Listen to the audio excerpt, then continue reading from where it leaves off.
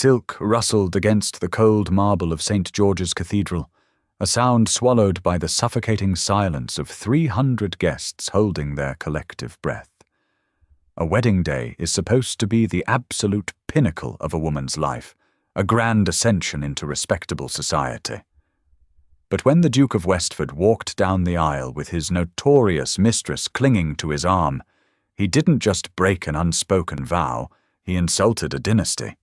He expected tears, he expected compliance. Instead, his bride dropped her veil and walked away. Beatrice Whitmore did not believe in fairy tales. She believed in contracts, land deeds, and the quiet, brutal arithmetic of aristocratic survival.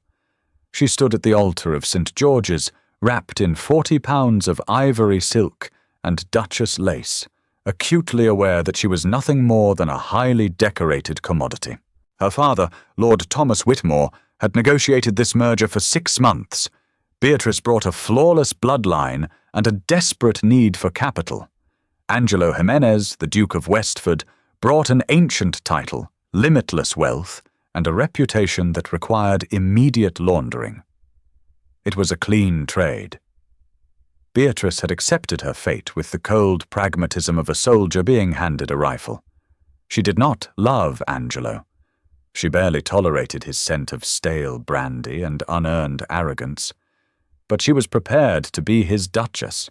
The cathedral smelled overwhelmingly of white lilies and melting beeswax. The air was thick, suffocating beneath the vaulted ceilings. Angelo was 20 minutes late. The murmurs in the pews had shifted from polite whispers to a low, buzzing hum of genuine scandal. Beatrice stared straight ahead at the gilded crucifix above the altar. Her spine was rigid. The corset dug sharply into her lower ribs, a physical manifestation of the trap closing around her. Beside her, the Archbishop shifted his weight, clearing his throat for the 4th time. Then the heavy oak doors at the back of the nave groaned open. The murmurs died instantly. A silence so profound it felt violent rushed into the vacuum. Beatrice turned slowly, the heavy silk of her train dragging against the stone.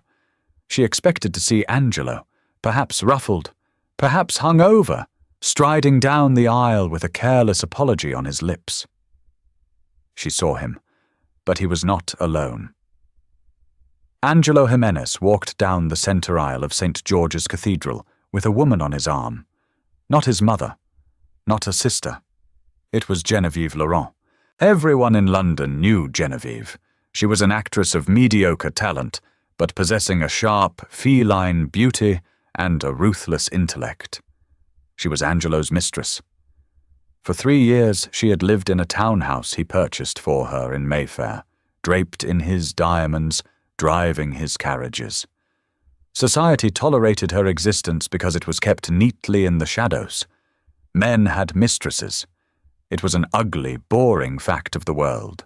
But bringing her to the wedding, parading her down the aisle in a gown of deep, bruised plum velvet that blatantly mocked the sea of pastel guests, that was not an indiscretion. That was a declaration. Angelo's face was utterly relaxed.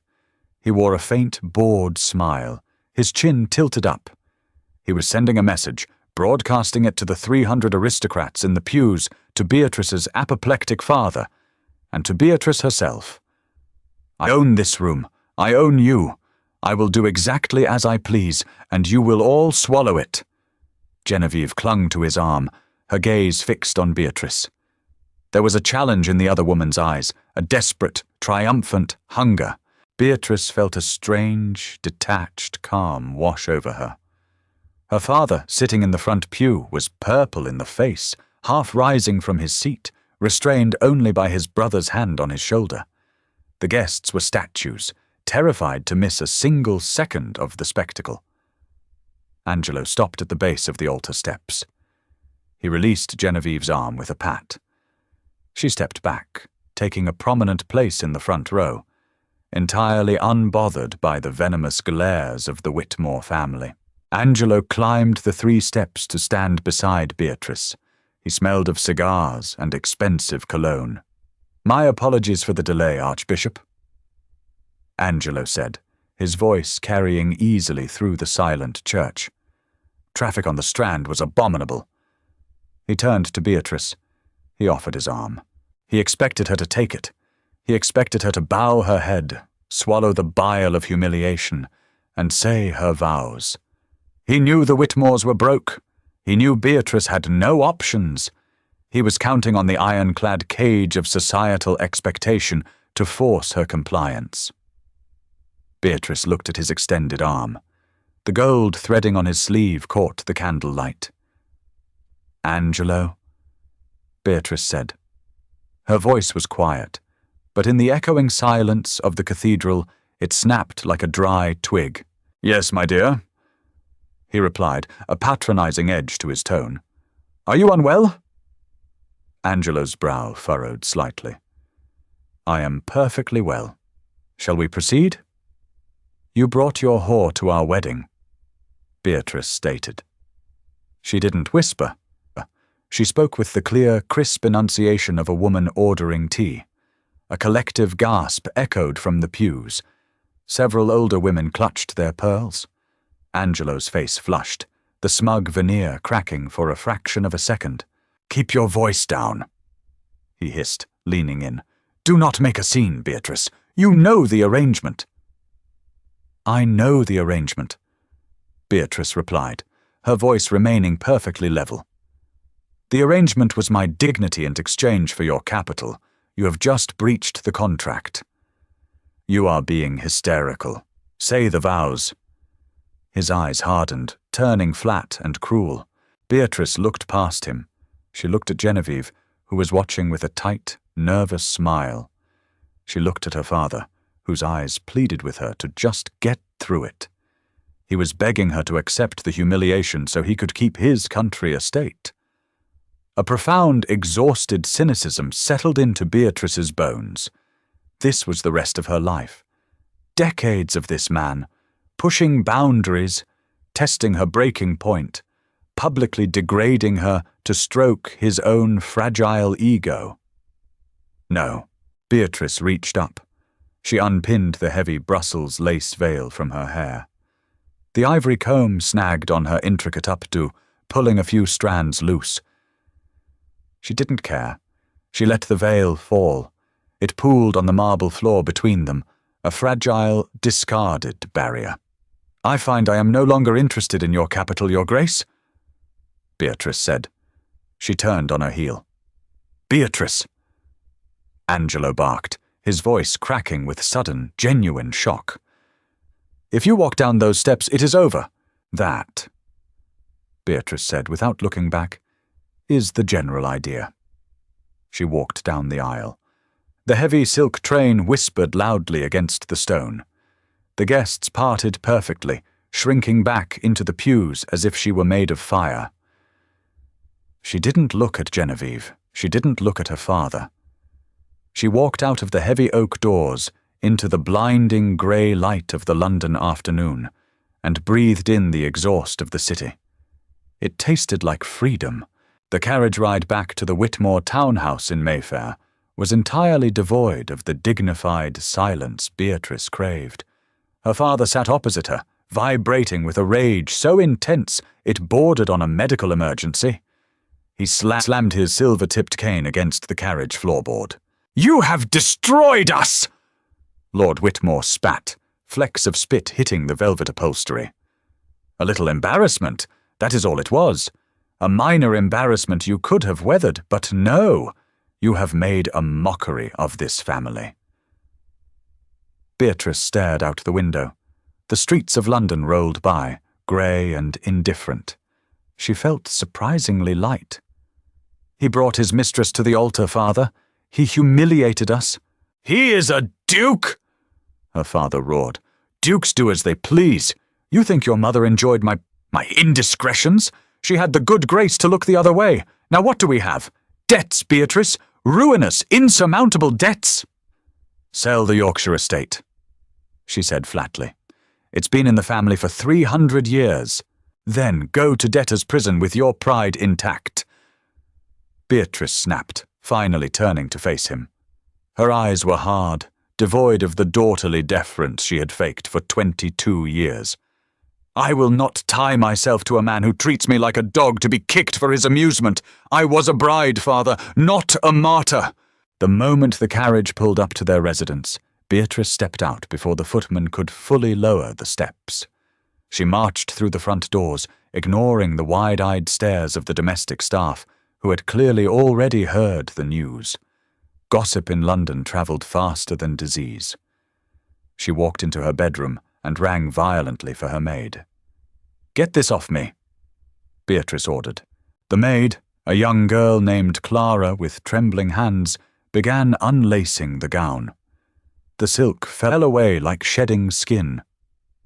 When the suffocating corset was finally unhooked, Beatrice took a deep, agonizing breath.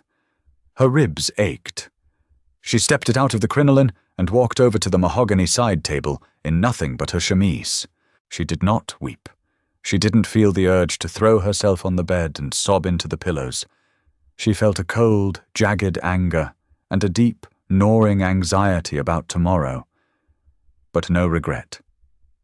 She poured 2 fingers of her father's worst scotch into a glass and drank it neat. It burned a path down her throat, grounding her in her own body. By nightfall, the house was under siege. Notes arrived in droves, some from faux sympathetic society matrons fishing for details, others from angry creditors who had caught wind that the Whitmore-Jimenez merger had collapsed. Her father locked himself in his study. Beatrice sat in the drawing-room by the fire, reading the letters and burning them one by one. At midnight, a heavy knock echoed through the quiet house. Clara brought a silver tray holding a single, heavy envelope sealed with the Westford crest in red wax. Beatrice broke the seal. The handwriting was sharp, aggressive. "Beatrice, your theatrics this afternoon were profoundly tedious. I am willing to overlook this bout of feminine hysteria. I will return to the cathedral with you on Tuesday.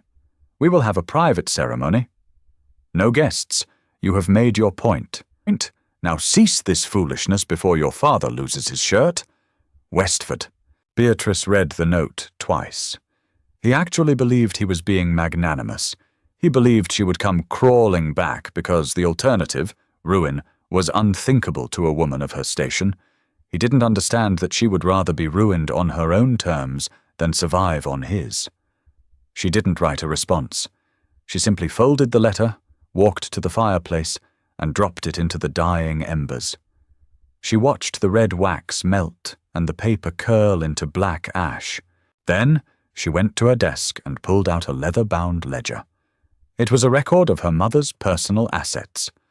Lord Whitmore had squandered most of the dowry, but there was one property he could not touch. It was entailed directly to Beatrice. Oakhaven. It was a crumbling manor house in the desolate, wind-swept moors of North Yorkshire. The roof supposedly leaked. The grounds were feral. It produced no income and had been abandoned for a decade. But it was hers. It was bricks and mortar and land that no man could dictate. She rang the bell. Clara appeared in the doorway, looking exhausted. "Pack a trunk, Clara," Beatrice said quietly. "Nothing silk, only wool, cotton, and riding habits. We leave for Yorkshire at first light." The journey north took 4 grueling days.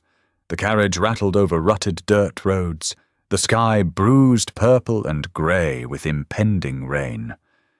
Beatrice's bones ached, and the meagre provisions they had packed were stale by the 3rd afternoon, but the further she got from London, the easier it became to breathe.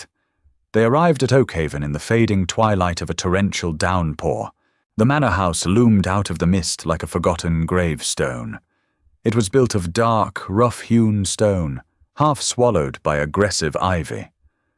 Several windows on the 2nd floor were boarded up, and the heavy oak front door looked as though it hadn't been opened since the turn of the century. "Miss Beatrice," Clara whispered, peering out the carriage window, her voice trembling. "It looks haunted." "Good," Beatrice said, pulling her heavy wool cloak tighter around her shoulders. "Ghosts are infinitely better company than dukes." She stepped out into the mud. The rain was freezing, slicing through her clothes instantly. The driver, an old man loyal to her late mother, managed to force the rusted lock on the front door. Inside, it was a tomb. The air was thick with dust and the smell of rot. Sheet-covered furniture sat in the gloom like slumbering beasts. The cold was damp and penetrating, settling deep into the joints. It was terrible. It was perfect. For the next 2 weeks, Beatrice did not act like the daughter of a viscount. She rolled up her sleeves. With only Clara and a sullen local caretaker named Griggs, they began forcing life back into Oakhaven. They scrubbed decades of grime from the wooden floors. They tore the rotting drapes from the windows to let the pale Yorkshire light bleed into the rooms. Beatrice learned how to build a fire that didn't immediately smoke them out of the parlour. Her hands, previously soft and manicured, became blistered and rough. She ruined her remaining good dresses. She ate simple stews of root vegetables and tough mutton, and it tasted better than any multi-course banquet she had ever attended in Mayfair. She was exhausted, aching, and completely isolated. She had never felt more powerful. The solitude was absolute, save for the howling wind off the moors. She spent her evenings in the library, swathed in blankets, reading her mother's old books by candlelight. She pushed the memory of Angelo, of Genevieve's triumphant face, of her father's red-faced fury, into a small locked box in the back of her mind. But society, and men who are denied what they want, rarely let a woman disappear quietly. It was a Tuesday afternoon. Beatrice was in the muddy courtyard, wrestling with a stubborn rose bush that had overgrown the stone path, her hands protected by thick leather gloves. The sound of hoofbeats broke the heavy silence of the moors. Beatrice straightened up, wiping a smear of dirt from her forehead. A solitary rider was approaching up the winding dirt drive. As he drew closer, she noted the immaculate cut of his riding coat, the polished leather of his boots. He did not belong here. He pulled his horse to a halt a few yards from her and dismounted. He was a younger man, perhaps 30, with sharp, intelligent eyes and a practiced, professional smile. "Lady Beatrice," he said, bowing slightly. "I am no longer answering to titles from London," Beatrice said, her voice flat, keeping her pruning shears firmly in her right hand. "Who are you?" "My name is Mr. Charles Sterling. Apologies, Mr. Charles Hale." The man corrected himself smoothly. "I am the chief solicitor for the Duke of Westford." Beatrice stared at him. The sheer audacity of it. Angelo hadn't even bothered to come himself. He had sent a clerk to retrieve his runaway property. "Mr. Hale," Beatrice said slowly, "you have ridden a very long way for nothing." "His Grace is prepared to be extraordinarily generous, Lady Beatrice," Hale said, stepping closer, his boots sinking slightly into the mud. He looked at the crumbling facade of Oakhaven with barely concealed disgust. "He understands that you felt slighted. He is willing to offer an increased settlement to your father. Furthermore, the companion who caused the disruption at the ceremony has been sent to the country. She is no longer in London." Beatrice laughed. It was a sharp, barking sound that startled Hale's horse. "He sent his mistress to the country?" Beatrice asked, shaking her head. "He thinks this is about jealousy? He thinks I care who warms his bed." "Lady Beatrice, please, look around you." Hale gestured to the desolate moors and the damp stone of the manor. "You cannot live like this. You are a gentlewoman. Come back to London, say the vows. Your debts will be cleared, your position restored. The scandal will fade in a month." "My position?" Beatrice echoed softly. She looked down at her mud-caked boots, then back up at the solicitor. "Tell the Duke that my position here is standing on my own land. My position in London was kneeling on his." Hale frowned, losing some of his polished veneer. "Lady Beatrice, your father is facing ruin. If you refuse this, His Grace will ensure that the Whitmore name is effectively bankrupted by the end of the quarter. It is not a threat. It is a financial certainty. The threat hung in the damp air. Beatrice felt a cold knot tighten in her stomach. She hated her father, but she did not wish to see him destroyed. Angelo knew this. He was tightening the financial garrote. "You tell Angelo," Beatrice said, her voice dropping to a low, dangerous register, "that if he moves against my family's remaining assets, I will not quietly return to London. I will travel to Parliament. I will stand in the public gallery, and I will read the ledgers of his illegal gambling debts that I found in his study during our courtship. I will burn his political standing to the ground." Hale's eyes widened. "You have no such ledgers." "Call my bluff, Mr. Hale," Beatrice said, raising her chin. "I dare you." She didn't have the ledgers, but she had spent enough time around Angelo to know he was terrified of scandal that affected his standing with the crown. Hale stared at her for a long moment, realizing that the woman standing in the mud was not the terrified debutante he had expected to find. "I will relay your message," Hale said stiffly. He mounted his horse. "Good day, madam." Beatrice watched him ride away until he was a tiny speck on the grey horizon. Her hands were shaking inside the thick leather gloves. The war wasn't over. It had just begun. Rain battered the leaded glass windows of the library for 3 consecutive days, sealing Oakhaven in a cocoon of grey isolation.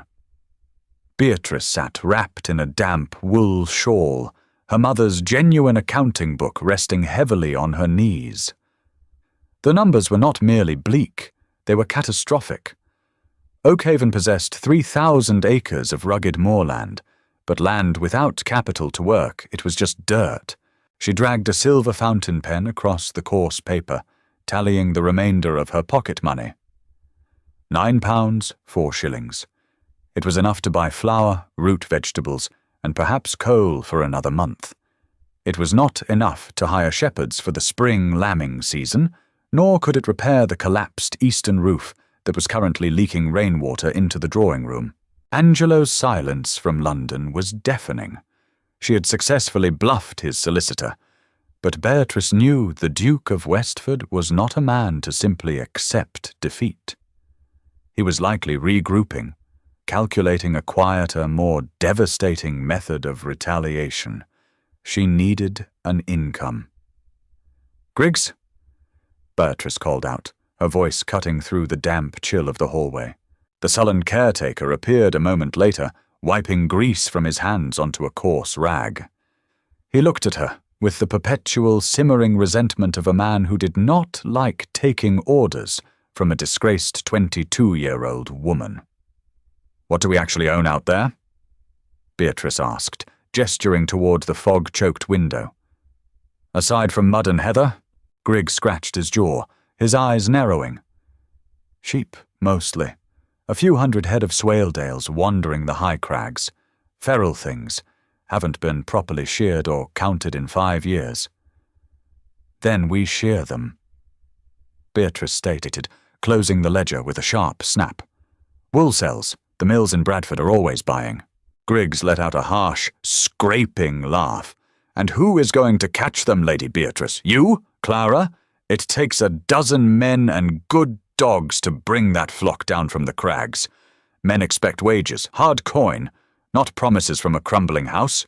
Beatrice stood up. She walked over to the modest oak desk and unlocked the bottom drawer. She pulled out a velvet box, flipping the lid open to reveal a diamond and sapphire choker. It was a gift from her father on her 18th birthday, purchased on credit he couldn't afford. It felt heavy and cold in her palm. "Take the carriage into York tomorrow morning," Beatrice ordered, holding the necklace out to him. "Find a jeweler who doesn't ask questions. Sell this. Do not accept less than £80. Use the first 10 to hire the men and dogs we need. Bring the rest back to me." Griggs stared at the jewels, then up at her face. For the first time since she arrived, the resentment in his eyes flickered, replaced by a cautious, calculating respect. He took the necklace, "I will leave at dawn," he grunted. By the end of the week, the quiet courtyard of Oakhaven was transformed into a chaotic, bleating nightmare.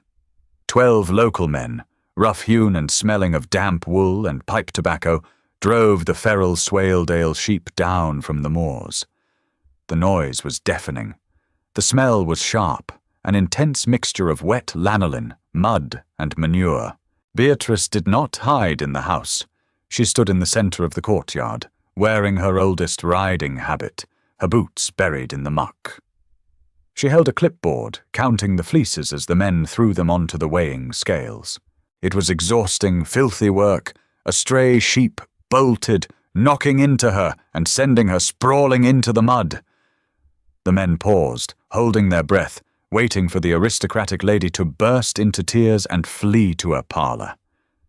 Beatrice sat in the mud for 3 seconds, wiped a smear of manure from her cheek, and calmly stood back up. "That was fleece number 112, she said loudly, picking up her clipboard. "Keep moving." A low murmur of approval rippled through the men. She had passed a test she hadn't known she was taking. That evening, as Clara painstakingly brushed the dried mud from Beatrice's hair, a rider arrived. It wasn't Angelo's solicitor. It was a postboy bearing a letter with a French stamp. Beatrice recognized her father's erratic, panicked handwriting. She tore it open. "Beatrice, Westford has called in the markers. He bought up every promissory note I had in the city. I am ruined. The Yorkshire estate is gone. The Mayfair house is seized. I have secured passage to Calais on a freighter. I have nothing left but the clothes on my back. I hope your pride keeps you warm, because you have doomed us both. Thomas. Beatrice stared at the letter until the words blurred. The financial garrote had finally snapped tight. Angelo hadn't touched Oakhaven because legally he couldn't, but he had annihilated her father to prove a point. He wanted her to feel the weight of her disobedience. He wanted the guilt to crush her into submission. She walked to the fireplace and tossed the letter into the flames. She watched it curl and blacken. "I will not break," she whispered to the empty room. "I will shear every sheep in Yorkshire before I ever ask that man for a penny." The wool from the Oakhaven flock yielded £42 of profit after paying the men. It was a pathetic sum compared to the thousands of pounds her father used to drop at the card tables in a single night. But to Beatrice, it felt like an empire. It was real.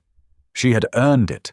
However, her small victory was immediately overshadowed by the harsh realities of rural commerce. She had the wool, but she needed a buyer, and the local agents offered insultingly low prices, assuming the desperate lady of the manor would take whatever she was handed. She refused them all. Instead, she sent a letter directly to the largest textile mill in the region, demanding a meeting with the owner.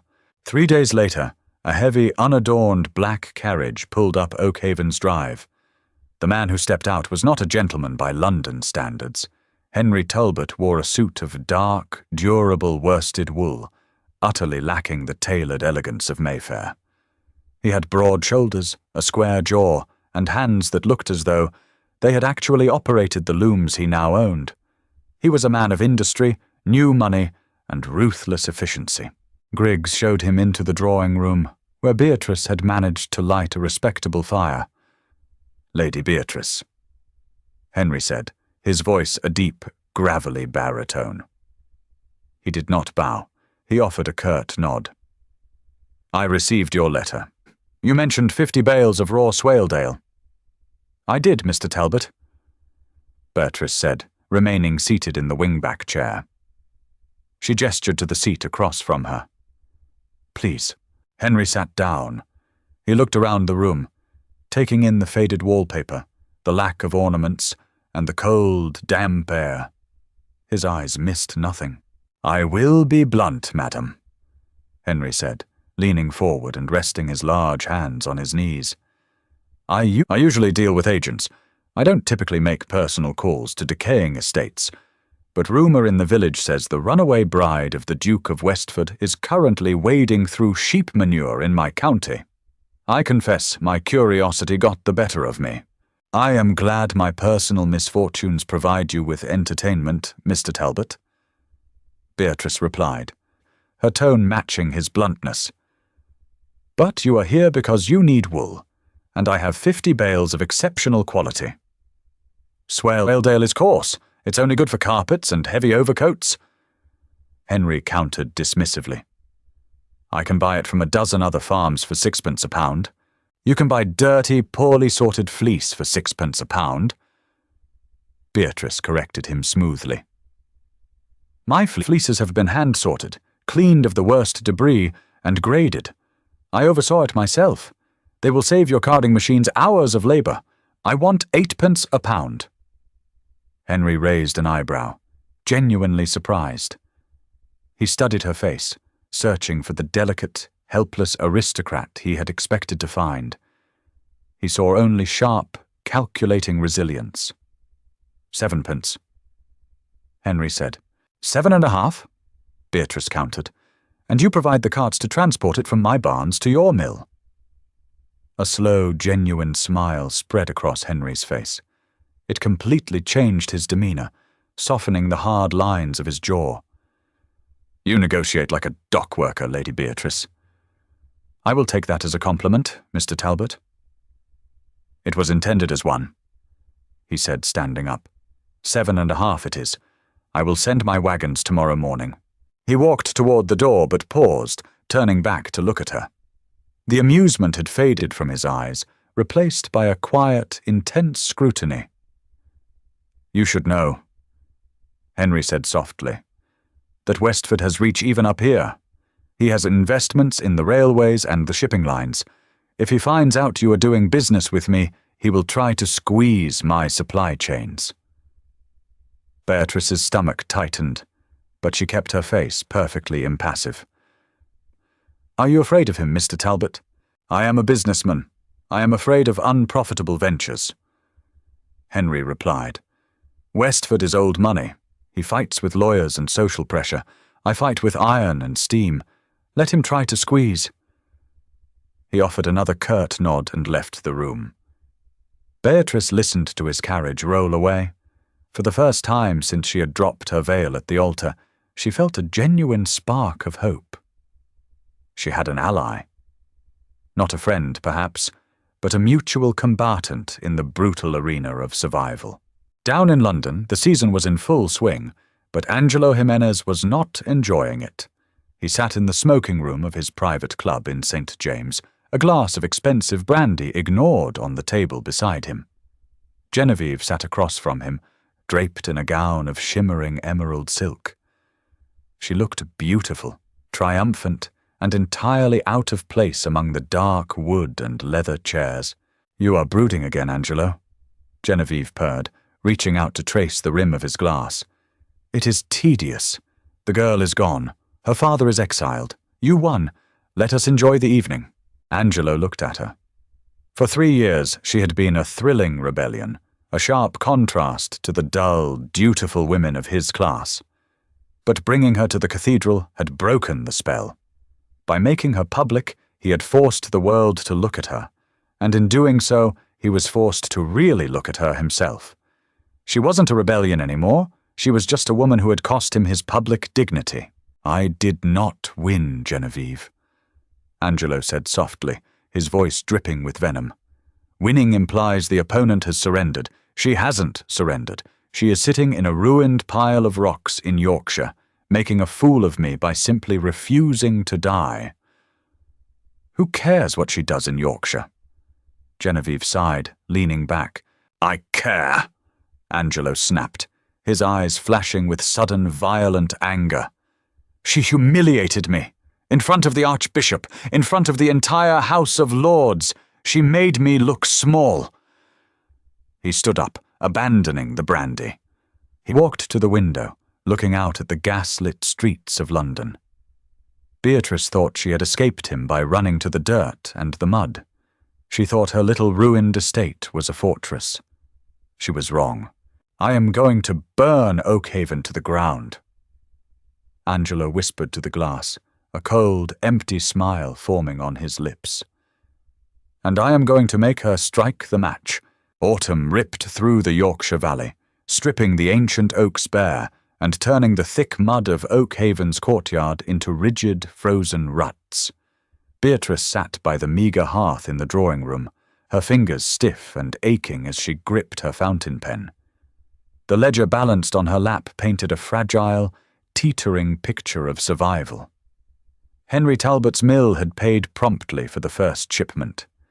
The money had allowed her to buy winter provisions, a mountain of coal, and enough raw timber to finally patch the leaking eastern roof. She had caught her breath. She had begun to sleep through the night without waking in a cold sweat. Then, the second shipment of sorted wool sat in the barn for 10 days. Talbot's black wagons never arrived. Beatrice did not send a letter. Letters were easily ignored. She instructed Griggs to saddle the estate's only riding horse, a massive, bad-tempered gelding named Brutus. She rode the 10 miles to Talbot's mill through a biting, sleet-filled wind. The mill was a cathedral of industry, a sprawling brick monstrosity belching thick black smoke into the slate-grey sky. The noise was a physical entity. It vibrated through the soles of her boots as she dismounted, a deafening, rhythmic clatter of hundreds of mechanized looms devouring raw cotton and wool. She pushed through the heavy wooden doors, ignoring the shocked stares of the floor workers. She found Henry Talbot in his glass-walled office, suspended above the factory floor. He was leaning over a massive table strewn with shipping manifests, his shirt sleeves rolled up past his elbows, revealing forearms thick with muscle and dark grease. He looked up as she walked in. His jaw tightened. "Lady Beatrice," Henry said, his deep voice barely audible over the din of the machinery below.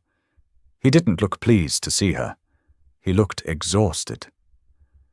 "My wool has been sitting in the damp for over a week, Mr. Talbot," Beatrice said, bypassing any polite preamble.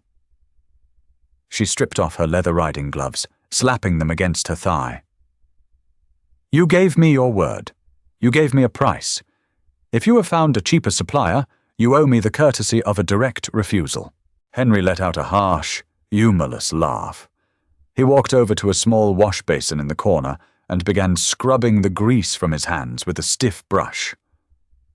"I haven't found a cheaper supplier," Henry said. "I haven't found any supplier. Look out the window." Beatrice walked to the glass pane overlooking the rail yard behind the mill. 36 of Talbot's freight cars sat idle on the tracks, their wooden sides weathering in the sleet. The yard was eerily silent compared to the chaotic roar of the factory floor. "The Northern Line Railway raised their freight tariffs yesterday," Henry explained, drying his hands on a coarse towel. "A general increase across the board," they claimed. But curiously, the tariffs for textile goods, specifically raw wool and finished cloth, were raised by 400%. "It costs me more to ship my goods to the coast than the goods are actually worth." Beatrice felt a cold dread pool in her stomach. Angelo. "His Grace, the Duke of Westford, recently acquired a controlling interest in the Northern Line's debt," Henry confirmed, tossing the towel onto a chair. He leaned against his desk, crossing his arms. "He is choking my supply lines. He knows I cannot afford the new tariffs, and he knows I cannot survive without shipping my product. I have enough raw material to keep the looms running for perhaps another fortnight. After that, I shut down. 300 local families lose their wages." He looked at her, his dark eyes entirely devoid of accusation, which somehow made the guilt worse. He was simply stating facts. "He is doing this to break me," Beatrice whispered, the realization settling heavily over her. He doesn't care about your mill. He just wants to cut off my only source of income. He is burning down your livelihood just to smoke me out of Oakhaven." "Yes," Henry said plainly. "He is. I will release you from our contract," Beatrice said, her voice shaking slightly. She hated the tremor. She hated that Angelo still had the power to make her feel small. If you publicly sever ties with Oakhaven, perhaps he will lift the tariffs. Henry pushed off the desk and walked slowly toward her. He stopped an arm's length away, towering over her. He smelled of machine oil, strong tea, and hard work.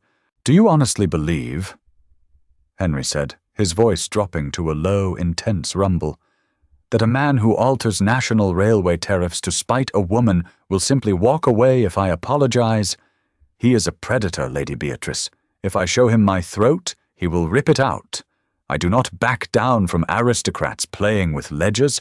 I built this mill from nothing." "But your rail lines are blocked. How will you move the goods?"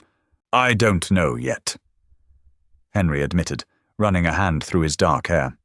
"I am looking into overland carting, but it is slow and agonizingly expensive. The roads to the eastern ports are abysmal in the winter." Beatrice closed her eyes, forcing her panic down into the tight, locked box in her mind. She thought of her mother's chaotic, messy accounting books. She thought of the maps of Oakhaven she had studied by candlelight. "Not all the roads," Beatrice said slowly, opening her eyes. "What about the water?" "The canal system." Henry scoffed. "It's been defunct for 20 years. The locks are rusted shut, and half of it is silted over. The River Ouse connects to the Humber estuary," Beatrice countered, her mind racing. "There is a deep-water canal spur that cuts directly through the western edge of Oakhaven property. It bypasses the northern line entirely. My grandfather built it to move timber, but he kept the transit rights private. It belongs to the estate. It belongs to me." Henry stared at her. The exhaustion in his eyes vanished, replaced by a sudden, sharp intensity. "Are the locks functional?" he asked, stepping closer. "Griggs thinks so. He says the stone is sound, just overgrown." Beatrice looked up at him, her heart hammering a frantic rhythm against her ribs. "You have men. I have the transit rights. We clear the canal. We load your goods onto flat-bottomed barges and float them right under Angelo's useless railway bridges." A slow, dangerous smile spread across Henry's face. It was not a polite smile. It was the smile of a bare-knuckle boxer who had just found an opening. "Lady Beatrice," Henry murmured, "you are a profoundly dangerous woman." "Only to men who try to starve me," she replied. "Clearing the Oakhaven Canal was brutal, bone-snapping labor. Henry brought 50 of his strongest mill workers. Beatrice provided the axes, the heavy ropes, and the land. For 3 weeks they waged war against the encroaching earth.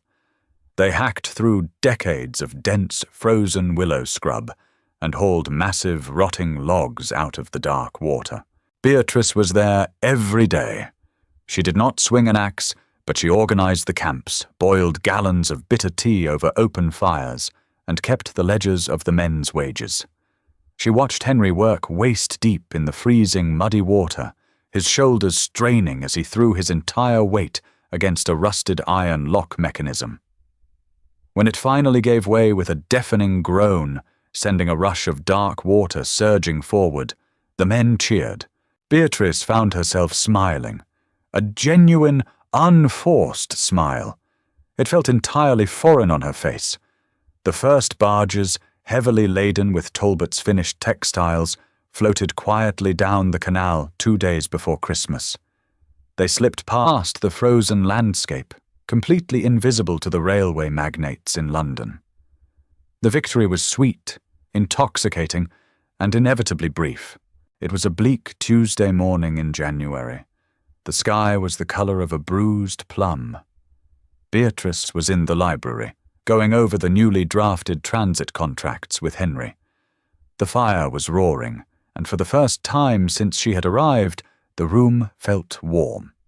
The heavy thud of the brass knocker echoing through the manor shattered the peace. Griggs's heavy footsteps shuffled down the hall. The front door groaned open. A cold draught swept into the library, making the candle flames dance frantically. "You cannot go in there," Griggs's voice barked, thick with outrage. "Remove your hand from my coat, you filthy animal, or I will have my men break your jaw." A smooth, cultured, and devastatingly familiar voice replied.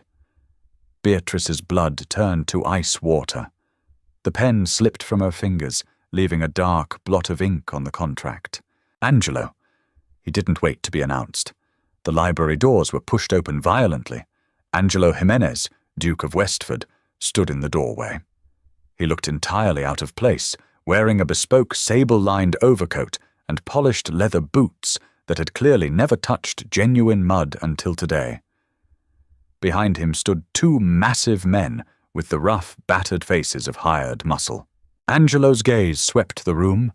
It bypassed the faded wallpaper, the worn rugs, and landed squarely on Beatrice.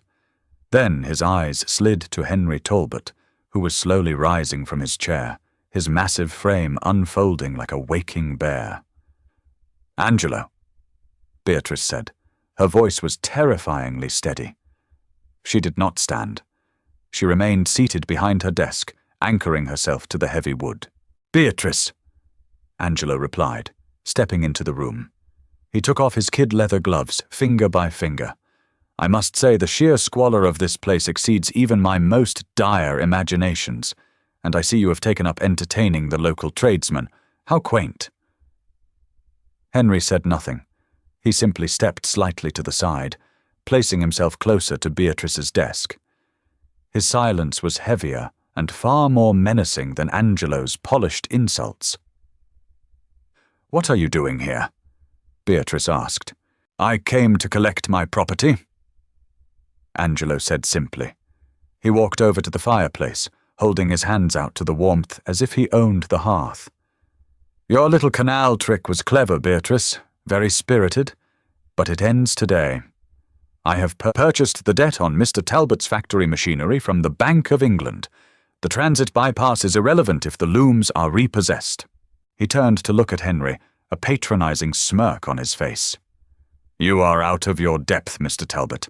Go back to your soot and leave the affairs of the nobility to your betters." Henry's jaw worked, the muscles ticking rapidly. He took a step forward, but Beatrice shot her arm out, pressing her hand against Henry's rigid forearm. The physical contact stopped him. "Oakhaven is entailed to me," Beatrice said, focusing entirely on Angelo. "You have no legal right to be in this house. Get out." "Ah, the entailment!" Angelo sighed, looking genuinely bored. He reached into his overcoat and pulled out a thick, folded legal document. He tossed it onto Beatrice's desk. It landed with a heavy, ominous thud. "Your father, in his desperation before fleeing to France, signed a rather interesting affidavit," Angelo explained, his voice silky. "He swore, under oath, that you were not of sound mind when you fled London. He claimed you suffered a violent, hysterical break from reality. Given your current living conditions, it is not a difficult claim to substantiate." Beatrice stared at the document. Her lungs refused to expand. Her own father. He had sold her sanity for a few final scraps of Angelo's money. "As your former betrothed and a peer of the realm," Angelo continued, relishing every syllable, "the courts have granted me temporary conservatorship over your estate until a medical board can evaluate you. In an asylum. In London." He walked back to the desk, leaning over it, bringing his face inches from hers. He smelled of the same expensive cologne and stale cigar smoke that had haunted the cathedral. "I told you, Beatrice," Angelo whispered, his eyes flat and dead. "You do not walk away from me. You are coming back to London. You are going to wear the white dress. You are going to say the vows, and you are going to smile. Or I will have these men drag you out of here in a straitjacket, and I will tear this house down brick by miserable brick." The silence in the library was absolute. The fire crackled loudly, a violent, snapping sound. Beatrice looked at the affidavit. She looked at the hired thugs by the door. She looked at Angelo's smug, triumphant face. He had boxed her in completely. He had used the law, her family, and his limitless wealth to build an inescapable cage. She felt the old familiar panic rising, the suffocating weight of societal expectation preparing to crush her. But then she felt the rough, calloused warmth of Henry's arm beneath her hand. She remembered the freezing mud of the canal, the smell of damp wool, and the bitter, exhausting taste of real freedom. Beatrice picked up the affidavit. She didn't read it. She didn't tear it up. She stood up. "Angelo," she said softly, her voice barely a whisper. "You have made a catastrophic miscalculation." Firelight caught the edge of the heavy parchment as Beatrice held it up. It was a masterpiece of legal fiction, a weapon forged in the exclusive gentlemen's clubs of London, designed specifically to strip a woman of her autonomy. Angelo watched her, his lips curved in a terrible, victorious arc. He was waiting for the tears. He was waiting for her to shatter, to finally realize that her defiance was nothing more than a temporary, entertaining delay of the inevitable. Beatrice did not shatter. She lowered the document and placed it gently on the oak desk. "Temporary conservatorship," Beatrice repeated, tasting the words. "Granted on the grounds of hysteria and familial abandonment. It is a very thorough piece of paper, Angelo. I imagine it cost you a fortune in bribes." "Efficiency is expensive," Angelo replied smoothly, buttoning his sable coat. "Now, Clara can pack a small trunk for you. We are leaving within the hour. The carriage is heated." Henry moved. He did not lunge nor did he raise his voice. He simply took 2 heavy steps forward, placing himself entirely between Beatrice's desk and Angelo's hired thugs. The floorboards groaned beneath his boots. "You are trespassing," Henry stated. His voice was a low, industrial rumble, devoid of any aristocratic inflection. It was the voice of a man who commanded hundreds of workers in deafening factories. Angelo sneered, looking Henry up and down as if inspecting a piece of defective machinery. "I hold the legal rights to this estate and its inhabitant, Mr. Talbot. I suggest you return to your bankrupt mill before I have you arrested for interfering with a peer." "You hold a piece of paper signed by a coward who fled to France," Beatrice said. She stood up, walking around the desk to stand beside Henry. She did not shrink behind him. She stood shoulder to shoulder with the industrialist. "And that paper is entirely worthless under the eyes of the Crown." Angelo's smirk faltered for a fraction of a second. "Do not bore me with amateur legal theories, Beatrice. A father's sworn affidavit, a father's rights." Beatrice interrupted, her voice ringing clear and hard off the stone walls, "are utterly superseded by the legal rights of a husband." The silence that followed was suffocating. The crackle of the hearth fire suddenly sounded like artillery fire. Angelo stared at her, his pale blue eyes narrowing into tight, confused slits. The 2 hired men shifted uncomfortably, sensing a sudden change in the atmospheric pressure of the room. "You are bluffing," Angelo whispered, the cultured veneer cracking to reveal genuine, ugly panic. Henry reached into the breast pocket of his heavy worsted coat. He withdrew a folded document, far simpler than Angelo's elaborate court order, but possessing infinitely more power. He unfolded it and laid it flat on the desk. "Special license," Henry said, his tone conversational. "Signed by the Bishop of York 3 days ago, witnessed by Griggs and my foreman. We were married in the village chapel at dawn on Thursday." Angelo lunged forward, snatching the paper from the desk. His eyes darted frantically over the ink, searching for a forgery, a loophole, a mistake. There was none. It was ironclad. By the rigid, inescapable laws of England, the very laws Angelo had tried to weaponize, Beatrice no longer belonged to her father, and therefore could not be signed over to a conservator. She belonged to Henry Talbot. "You married a mechanic," Angelo breathed, stepping back, the parchment trembling in his hand. He looked at Beatrice as if she had just grown a second head. You threw away a dukedom to marry a man with grease under his fingernails? You are insane." "I am pragmatic," Beatrice corrected him coldly. "I married a man who builds things instead of burning them down.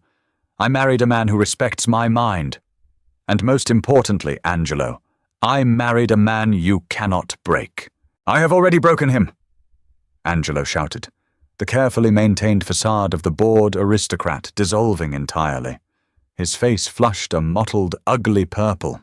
"I hold the banknotes on his factory. I will foreclose tomorrow. I will leave you both starving in the mud." Henry let out a short, sharp laugh. He leaned against the desk, crossing his massive arms. "You bought my debts from the Bank of England." Henry nodded. "A very aggressive move, but you fail to understand how Northern Mills operate, Your Grace. We don't rely solely on London banks. When we opened the canal bypass, I secured advance payments from my buyers in Amsterdam and Calais. Gold bullion, Angelo, not paper credit. I paid off the principal on those factory loans yesterday morning. Your banknotes are void. You spent a fortune buying empty paper." Angelo stood frozen.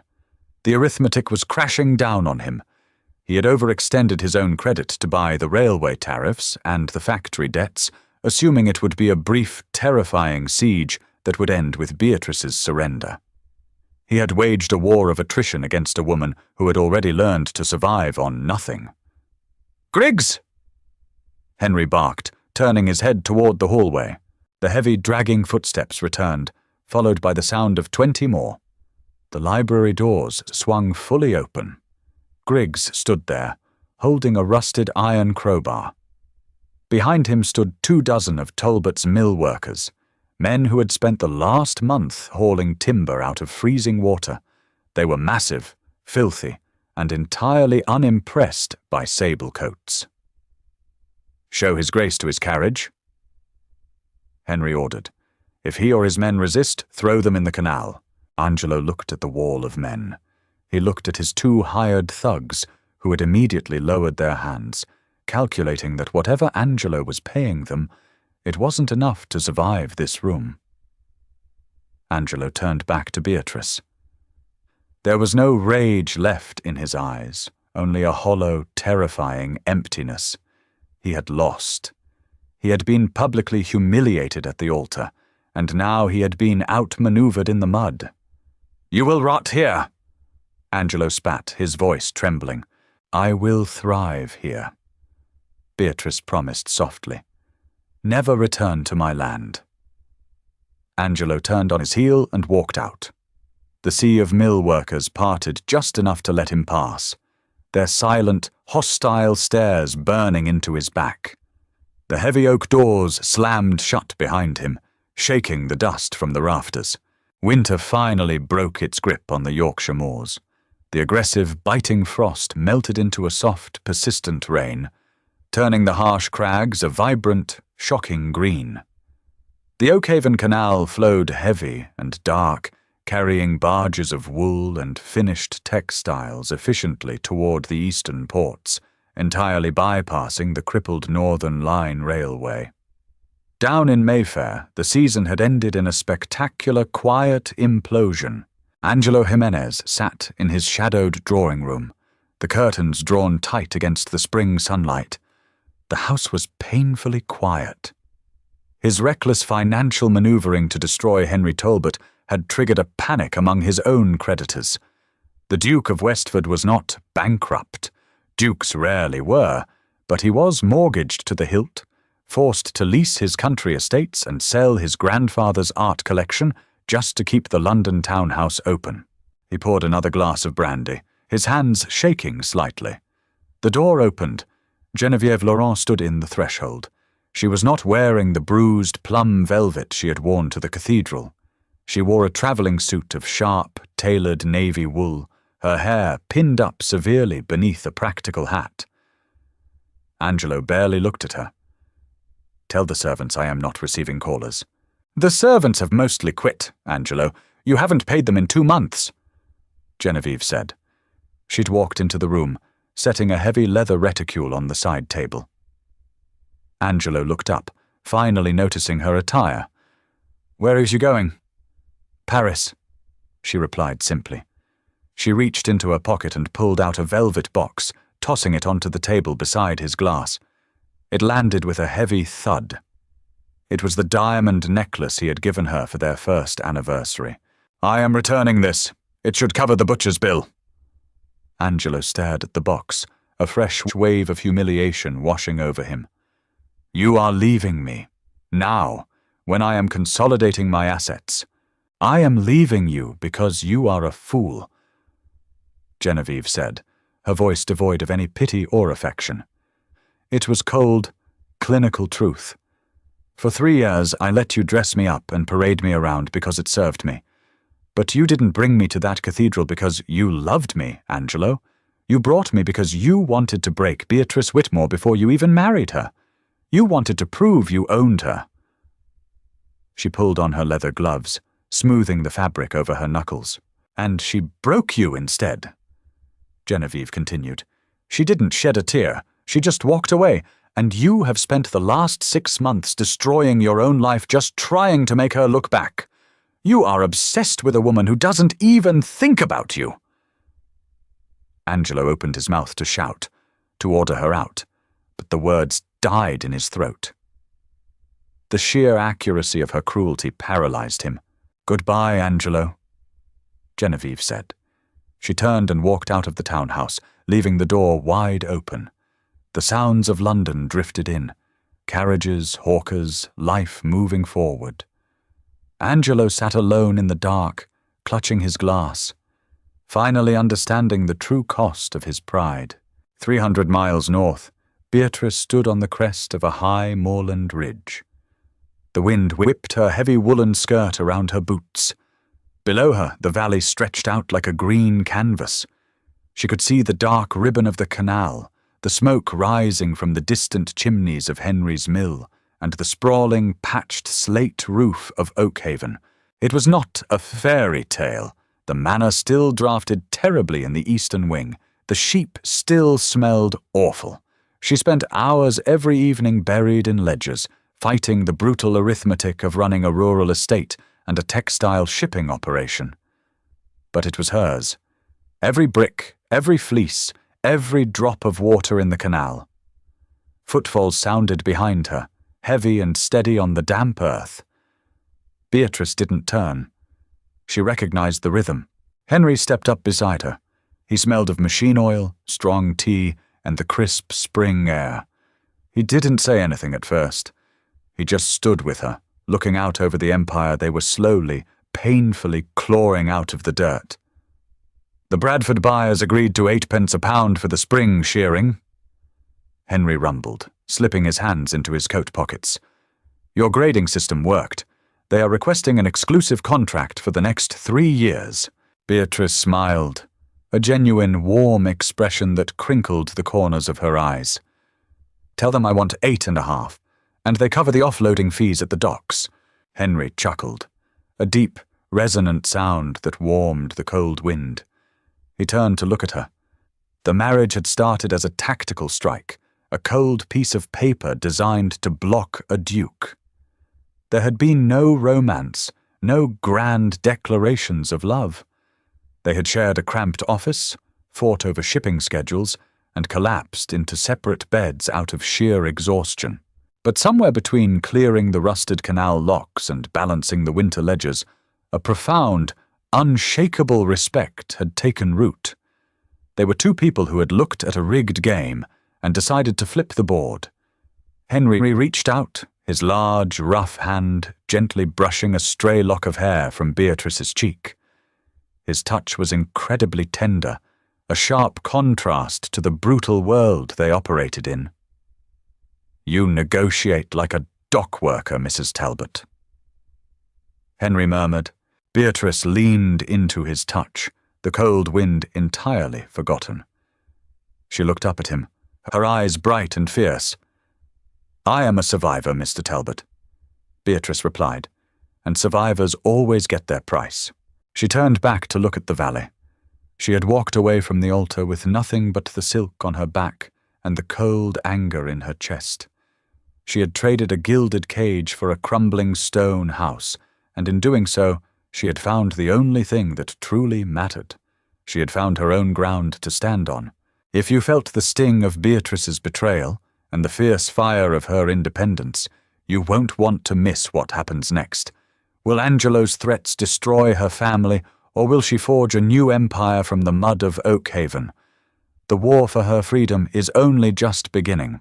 Like this video, share it with someone who loves a truly grounded historical drama, and subscribe to the channel so you don't miss part 4. The real battle starts now.